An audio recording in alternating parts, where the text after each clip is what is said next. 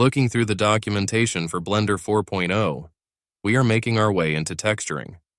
If you enjoy software educational content like this, we would appreciate it if you would like and subscribe. It means a lot. In the video where we talked about workspaces, we briefly talked about what a UV map was. Let's go over it again. Recall that the U and V are just coordinates. Switching back to the texture paint workspace, we see this unfolded cube here. This is a UV map on the left. For the texture that we would put on it, we will call it a UV texture. A UV texture is some sort of pattern. It can be an image, sequence, or even a movie. It is used to decorate the surface of the mesh. The object to be painted on must first be unwrapped.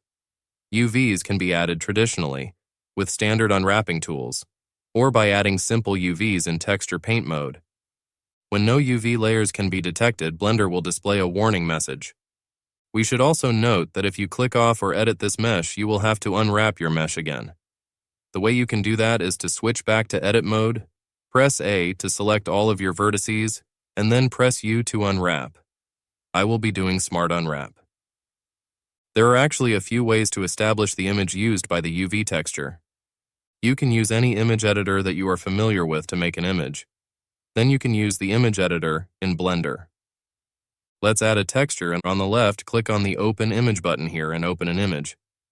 After you have it open, go back to the texture slot. Change the mode from material to single image. Since you loaded the image in the editor, now all you have to do is select it. You can see that the mesh now has been wrapped with your image. Feel free to paint on it. Speaking of painting, you could also just paint the image directly onto the UV texture. To work with the UV layout, for example, to move coordinates, you must use the UV editor.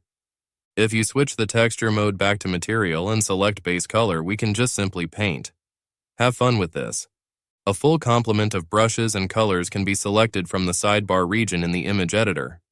Brush changes made in either panel are immediately reflected in the other panel. However, the modified texture will not be saved automatically. You must explicitly do so by image with image. Save in the paint editor here. And lastly, you can also just paint on the material in the 3D viewport, granting you access to better angles. Since a mesh can have layers of UV textures, there may be many images that color the mesh. However, each UV texture only has one image. Also, a note about memory usage.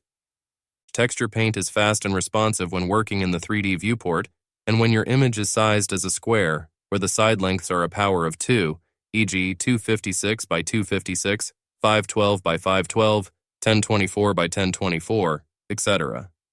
And that will do it for this video, and if you enjoyed this content, please like the video and subscribe to the channel. And thanks for making it all the way through the video.